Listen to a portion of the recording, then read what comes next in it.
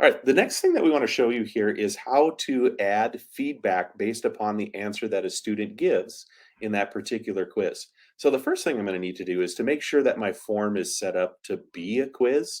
So I'm going to go into the settings section and choose to make this a quiz. And I'm going to, for this purpose, show it to release immediately after the student sees it because this to me is going to be more of like a formative assessment type thing rather than a summative one. And I want them to get the immediate feedback on what they knew and what they didn't know. I'm also, for the purposes of this, going to toggle off the correct answers. All right, and since you're in the settings, if there's any other changes you wanted to make, like changing the point values of questions, that's another option that you have.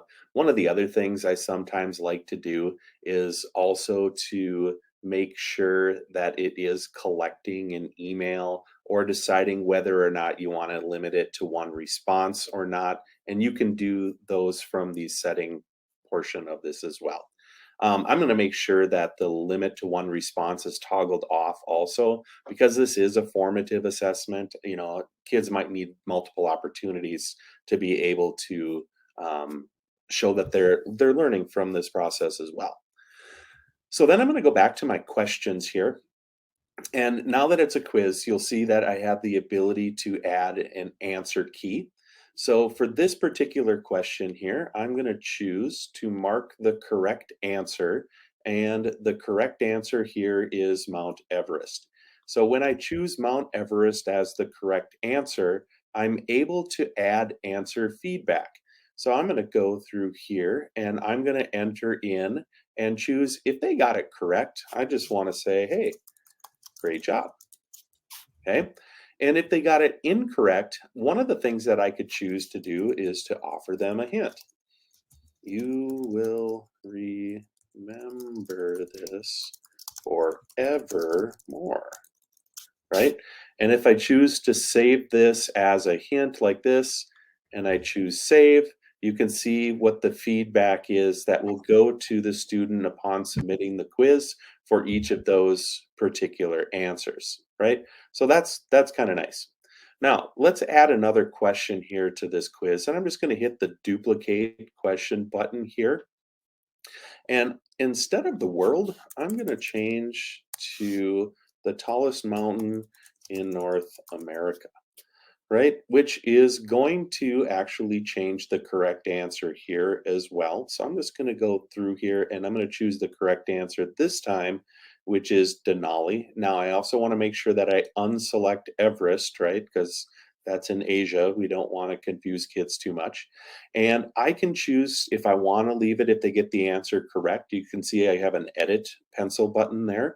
And for the incorrect one, maybe this time I don't want to give that hint, but maybe I want to give them a link to, since David inserted a video before, you can choose to insert a link to um, a YouTube video here as well. And I'm going to just choose to enter in something like this. And so here, maybe I'll give them this video link that will show them the correct answer after they've had a chance to do that, and I can choose save here. So now I've got a couple of different questions here that are in this particular quiz. And again, I can go and I can preview this. When I go to the preview of this quiz, and because I required an email, you can see I have that checked.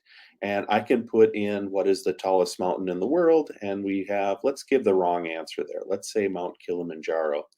And for this one, let's give a wrong answer here as well. Let's say Mount Everest, just so that we can see what that feedback looks like. And I'm going to choose submit. And so now that it's done, because I had it selected that students could see their immediate feedback, when I select view score, it shows me that, oh, hey, you got this wrong. And then now what does the student see with this? They get the hint that I left for them. Okay, I get it, what he's trying to do there with Ever and Everest, okay? And I see down here that, oh, this is really about Mount Denali. I can play the little video there to help me know for sure.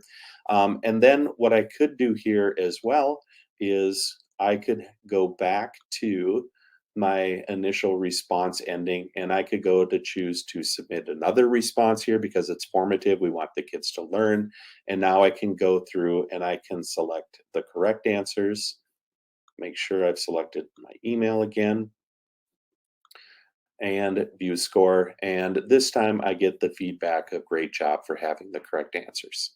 So pretty cool tool that I think is pretty powerful that teachers can do, especially if they're approaching it from the perspective of doing it as a formative assessment activity.